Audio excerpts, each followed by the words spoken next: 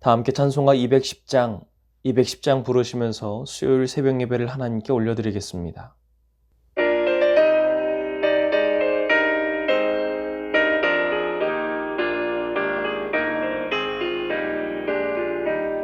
시온 성과 같은 교회 그의 영광 한없다. 허락하신 말씀대로 주가 지기 세웠다.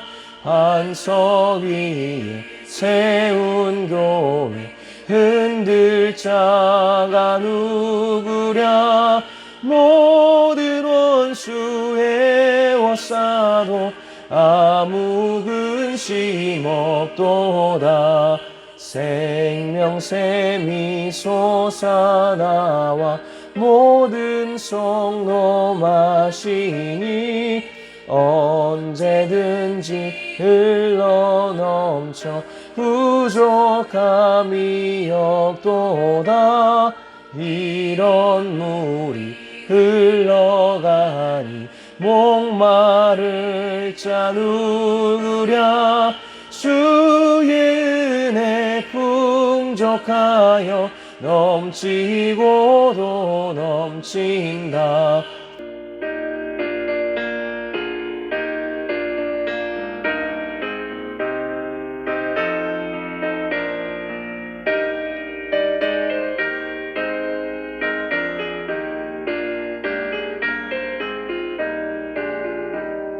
주의 은혜 내가 받아 시온 백성 되는 때 세상 사람 비방해도 주를 찬송하리라. 세상 헛된 모든 영광 아침 안개 같으나 주의 자녀 받을 복은 영원 무궁하도다.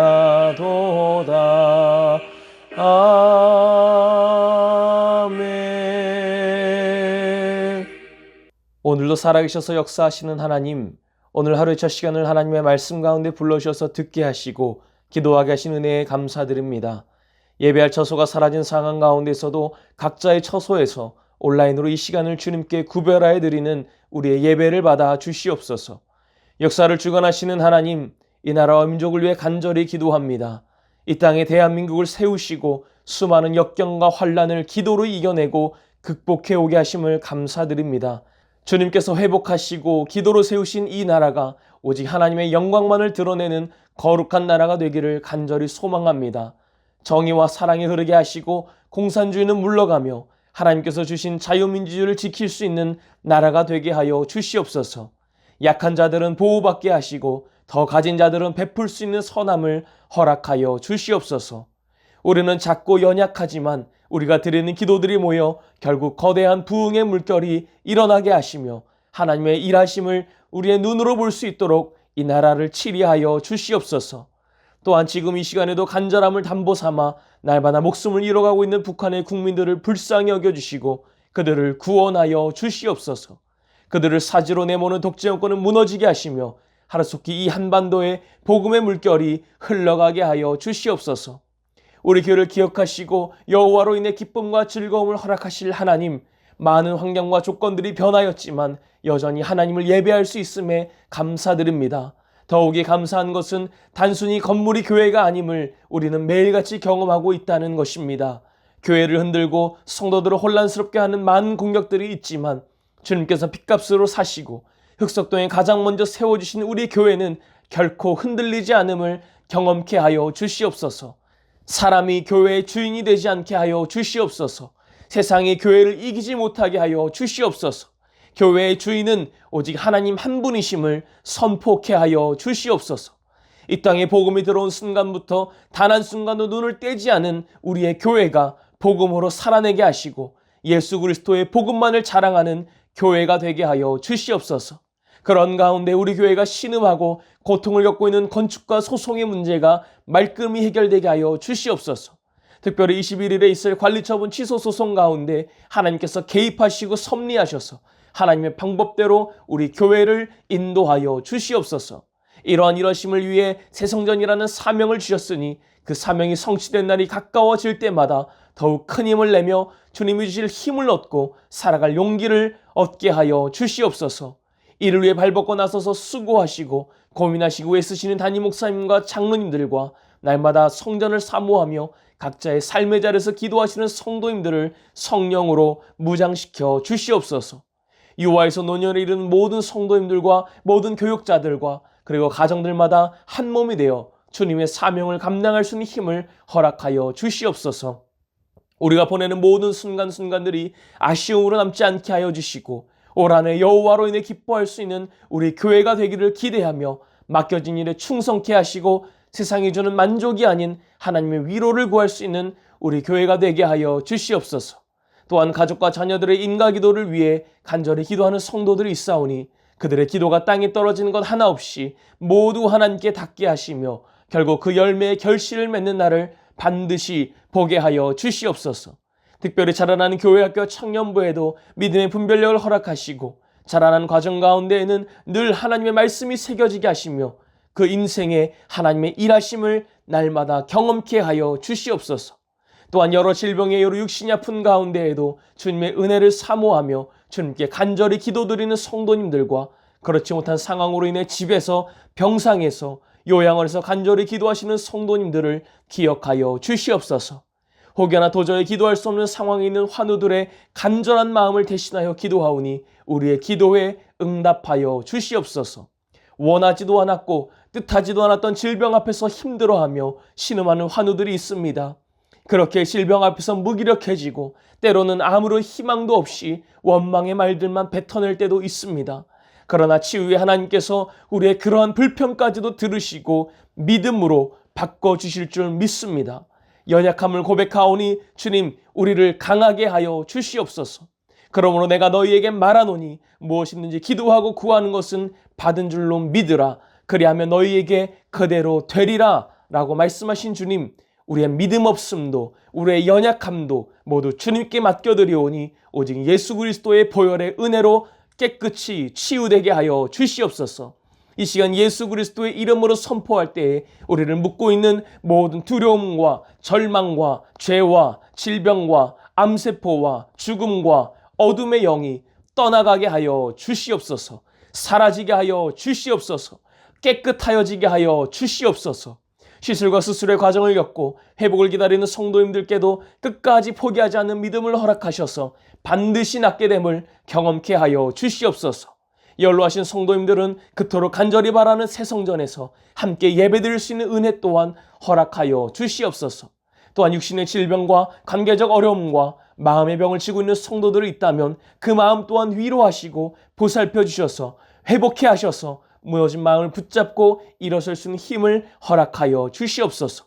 우리 교회가 돕는 모든 선교지들을 위해 기도합니다. 국내와 세계 구석구석에 나아가 종교의 자유가 억압된 곳에서 분쟁과 전쟁이 있는 그곳에서 여전히 목숨 걸고 하나님의 복음을 전하고 계시는 목사님들과 선교사님들과 그 가정들을 지켜 주시옵소서. 선교의 사역을 감당하실 때마다 지치지 않는 힘을 허락하여 주시고 부족함이 없고 모자람이 없도록 재정을 채워주시며 그 지역이 복음화되고 하나님의 나라를 닮아가는 선교지들이 다 되게 하여 주시옵소서. 또한 북가 등 새로운 교회 건축 또한 원활하게 진행될 수 있도록 마무리될 수 있도록 인도하여 주시옵소서.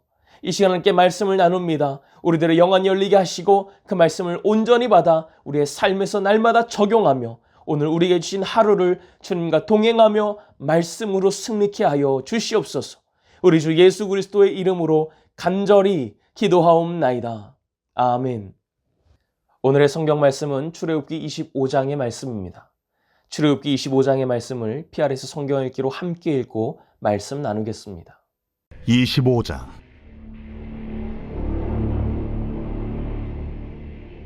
여호와께서 모세에게 말씀하여 이르시되 이스라엘 자손에게 명령하여 내게 예물을 가져오라 하고 기쁜 마음으로 내는 자가 내게 바치는 모든 것을 너희는 받을지니라.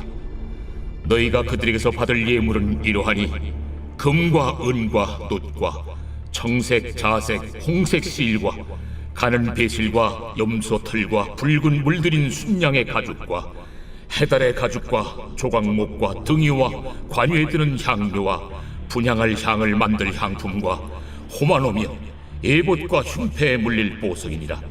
내가 그들 중에 거할 송소를 그들이 나를 위하여 짓되 물은 내가 내게 보이는 모양대로 장막을 짓고 기구들도 그 모양을 따라 지을지니라.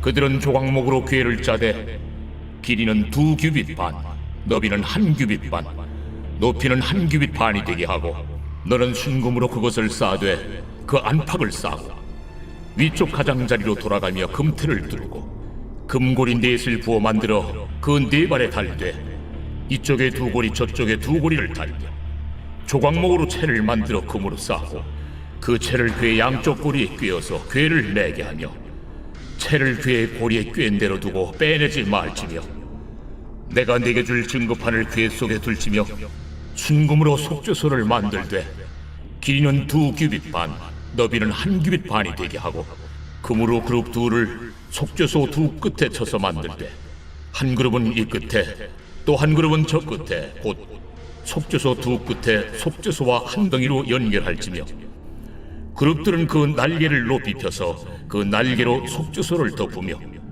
그 얼굴을 서로 대하여 속죄소를 향하게 하고 속죄소를 궤 위에 얹고 내가 네게 줄 증거판을 궤 속에 넣으라. 거기서 내가 너와 만나고 속죄소 위 곧 증거궤 위에 있는 2 그룹 사이에서 내가 이스라엘 자손을 위하여 네게 명령할 모든 일을 네게 이르리라. 너는 조각목으로 상을 만들되 길이는 2규빗, 너비는 1규빗, 높이는 1규빗 반이 되게 하고 순금으로 싸고 주위에 금태를 두르고 그 주위에 손바닥 넓이만한 턱을 만들고 그 턱 주위에 금으로 태를 만들고 그것을 위하여 금고리 넷을 만들어 그 네 발 위 네 모퉁이에 달되 턱 곁에 붙이라. 이는 상을 맬 채를 꿰일 것이며 또 조각목으로 그 채를 만들고 금으로 싸라. 상을 이것으로 맬 것이니라. 너는 대접과 숟가락과 병과 붓는 잔을 만들 때 순금으로 만들며 상 위에 진설병을 두어 항상 내 앞에 있게 할지니라.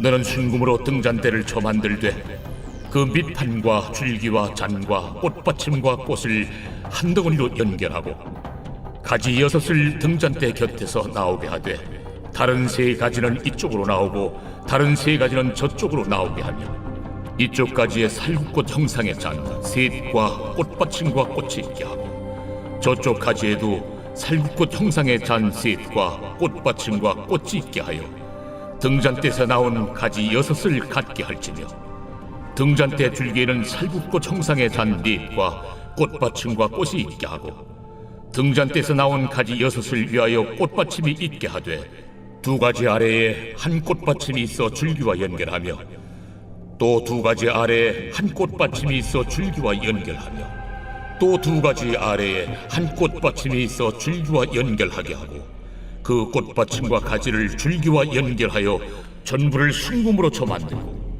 등잔 7을 만들어 그 위에 두어 앞을 비추게 하며 그 불집게와 불똥 그릇도 순금으로 만들지니 등잔대와 이 모든 기구를 순금 1달란트로 만들되 너는 삼가 이 산에서 내게 보인 양식대로 할지니라. 출애굽 시대 광야 생활 40년의 역사에 있어서 시내산에서 머무른 시간은 약 11개월 정도입니다.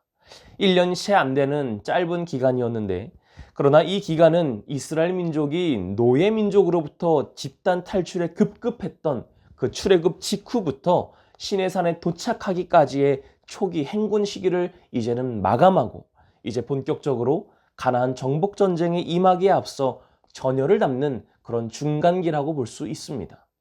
그렇게 시내산에 도착하기 전까지의 이스라엘 민족은 집단 탈출에 갓 성공한 노예 집단에 불과했지만 시내산 도착 이후의 이스라엘 민족은 이제 약속의 땅 가나안으로 출진하는 당당한 정복자 집단으로 바뀌게 되는 그런 시기였던 것입니다. 그 변화의 첫 단계로 하나님께서는 이스라엘 민족과의 언약이 필요했습니다. 그래서 이스라엘은 어제 우리가 나눴던 것처럼 시내산에 도착한 직후에 하나님과 시내산 언약 체결이 시도됩니다. 시내산 언약은 하나님과 이스라엘 민족 사이의 선민 관계를 규정하는 것인데 하나님의 말씀과 율법을 받은 것은 물론이거니와 선민으로서 앞으로 이스라엘의 모든 역사가 이 시내산 언약을 기반으로 하여서 이루어질 것을 확인시켜주는 그런 계약이었던 것입니다. 그리고 이러한 언약 체결로 인하여 율법의 각 분야의 기본 골격들이 제시되는 것입니다. 그 다음으로 필요했던 것이 하나님의 임재를 상징하는 처소이자 하나님과 인간 사이의 교제의 절정이라고 할 수 있는 거룩한 장소인 성막의 건축이었습니다. 이 성막은 곧 하나님과 이스라엘 민족의 선민 관계를 눈으로 볼 수 있는 증거이자 광야에서 생활하는 이스라엘 민족의 삶의 유일한 구심점이 되었을 것입니다. 시내산 언약 체결이 하나님과 이스라엘 민족 사이의 기본적인 법적 관계를 규정하고 확증하기 위한 것이었다면 성막 건축은 하나님께서 이스라엘 민족의 삶의 현장에 계속 동행하시고 그들의 모든 삶의 유일한 기반이 되어주심을 알려주기 위한 것이었습니다. 즉 시내산 언약이 하나님과의 선민의 상호관계의 규정에 치중한 것이었다면 성막은 하나님의 은혜로 인한 선민의 현실적 필요의 충족에 치중한다는 말입니다. 이런 맥락을 이해하면서 오늘의 본문을 보면 성막을 건축하도록 명령하시는 하나님의 말씀이 나옵니다. 그런데 이 말씀을 통해 서론에서 두 가지를 강조하시는 걸 오늘 보게 됩니다. 그 첫 번째로는 성막 건축에 사용된 물품들은 이스라엘 민족들이 기쁜 마음으로 드리는 헌물로 충당되어야 함을 밝히고 있다는 것입니다.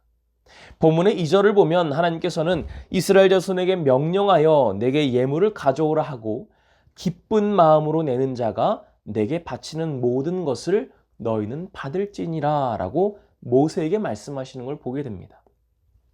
사실 하나님께서는 굳이 이스라엘 민족들의 어떤 헌물을 받지 않으시고도 말 한마디면 장엄한 성막을 지으실 수도 있으셨습니다. 그러나 하나님께서는 당신과 언약을 맺은 선민인 이스라엘과 동행하시고자 그런 뜻을 밝히며 그들에게 화답 혹은 순복의 증표로 헌물을 요구하셨던 겁니다. 그러나 여기에는 한 가지 조건이 있었습니다. 그것은 기쁜 마음으로 내는 것이었습니다. 이 구절을 원어로 보면 재촉하다, 자극하다라는 뜻을 가진 단어에서 파생되었음을 보게 됩니다. 그래서 스스로에 대하여 재촉하고 자극한다는 의미에서 주로 자원하다, 헌신한다, 원하다라는 의미로 번역되기도 합니다. 또한 마음이라는 단어도 진정, 기력, 전심이라는 단어에서 파생된 겁니다. 따라서 기쁜 마음으로 내는 이라는 말에는 전심과 전력을 다하여 헌신하는 자세로 내는 것, 혹은 자원하는 마음으로 온 힘과 기력을 다하여 내는 것이라고 할 수 있는 것입니다. 하나님께서는 모세를 향해 바로 이런 심정으로 나오는, 그런 심정으로 가져오는 자들의 헌물을 받아서 성막을 건축하라고 지시하는 겁니다. 물건의 질이나 액수가 중요한 것이 아니라 전심을 다하여 헌신하는 자세로 드리는 그 마음의 헌물이 필요하셨던 겁니다. 이와 같은 헌물 혹은 헌금의 기본 정신은 오늘날에도 여전히 살아 있습니다. 하나님께서는 당신의 사역을 완성하심과 동시에 우리에게 여러 가지 축복을 내려주시기 위한 화답으로서 헌물이나 헌금을 요청하실 때가 있습니다. 그러나 이것이 결코 성도들에게 무리가 되거나 시험에 들 정도로 요청하는 것이 아니라는 것을 반드시 깨달아야 합니다. 하나님께서는 성도의 능력에 따라 예물을 드릴 수 있도록 배려하시기 때문입니다. 오늘 본문의 3절에서 7절을 보면 성막을 짓기 위해서 이스라엘 백성들이 하나님께 드려야 할 예물의 종류가 나오는데 모두가 다 성막을 짓기 위해서 필요한 것들이었지만 그렇다고 해서 이스라엘 백성들이 모두 같은 수준으로 예물을 준비할 수는 없었음을 말하고 있습니다. 사실 현재 그들이 가지고 있는 재물도 하나님께로부터 주어진 것이지만 하나님께서는 그들의 형편을 고려하셨다는 겁니다. 이것은 후에 이스라엘 백성들이 성막에서 하나님께 제사를 드릴 때도 마찬가지였습니다. 번제든 소제든 화목제든 그 어떤 제사에서도 제사 드리는 사람이 하나님께 드릴 제물을 모두 다 똑같이 하지 않으셨다는 겁니다. 레위기를 보면 형편에 따라서 소나 양이나 비둘기로 제물을 삼아 드릴 수 있었습니다. 다만 그 제물에 있어서 하나님께로부터 요구되던 한 가지는 그 제사 드린 자가 드리는 제물이 어떠한 것이든지 상관없이 그 제물은 흠과 티가 없어야 한다는 것입니다. 즉 하나님께서는 제물의 많고 적음이나 귀하거나 귀하지 않음 등에 상관하지 않으시고 오직 제물이 온전한 것인가에만 관심이 있으셨던 겁니다. 그렇게 예수님께서도 많은 것 중에 일부를 하나님께 드린 부자보다 생활비 전부를 드렸던 그 두 렙돈을 드린 과부를 칭찬하셨던 것이 아니었겠습니까? 하나님께서 성막 건축을 하면서 강조하신 두 번째 사항은 성막의 모든 부분이 오직 하나님께서 보여주시는 모양대로만 만들어져야 한다는 것이었습니다. 오늘 말씀 9절을 보면 무릇 내가 내게 보이는 모양대로 장막을 짓고 기구들도 그 모양을 따라 지을지니라 라고 말씀하시는 걸 보게 됩니다. 이후에도 성막과 관련된 본문을 보면 내가 내게 보인 양식대로 보이는 모양대로 할지니라 라는 구절이 수없이 반복되고 있음을 발견하게 됩니다. 무릇 내가 내게 보이는 모양대로라는 말은 단 하나의 빠짐도 없이 전부라는 뜻을 의미합니다. 쉽게 말해서 하나님께서는 바로 나 여호와가 너에게 자세히 하나씩 보여줄 테니 모든 것을 그것에 따라서만 해라 라는 매우 분명한 의미를 내포하고 있는 것입니다. 이것은 곧 구약의 성막이 하나님의 거룩한 속성을 보여줄 뿐만 아니라 성막을 통하여 속죄의 원리를 보여주시고자 함이었습니다.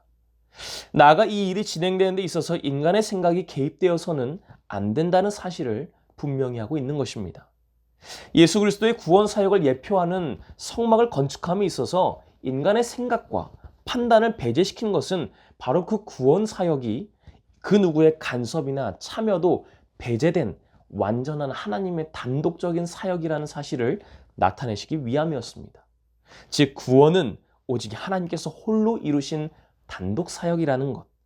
그 누구도 이 구원 사역만큼은 참여할 수가 없다는 것. 구원은 우리의 선행이나 어떠함으로 이루어지는 것이 아니라 오직 하나님께서 당신의 기뻐하시는 뜻대로 당신의 자녀들에게 주시는 은혜의 선물이라는 것. 그렇기에 우리는 결코 우리의 구원에 대하여 하나님 앞에서 자랑할 수가 없는 것이라는 것을 선포하고자 하셨던 겁니다. 또한 신앙생활에 있어서도 하나님의 방법대로 해야 함을 일깨워주고 있는 것입니다. 10절 이하를 쭉 보면 이스라엘 백성들은 성막을 지을 때에 자기들의 계획이나 판단에 따라서 지을 수 없었음을 알 수 있습니다.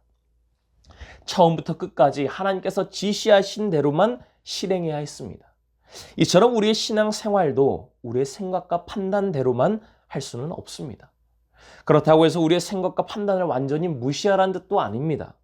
그 판단의 기준이 되는 것이 무엇인지를 깨닫고 그 판단의 기준이 되는 하나님의 말씀, 즉 성경이 가르쳐주는 대로 신앙생활을 해야 한다는 것입니다.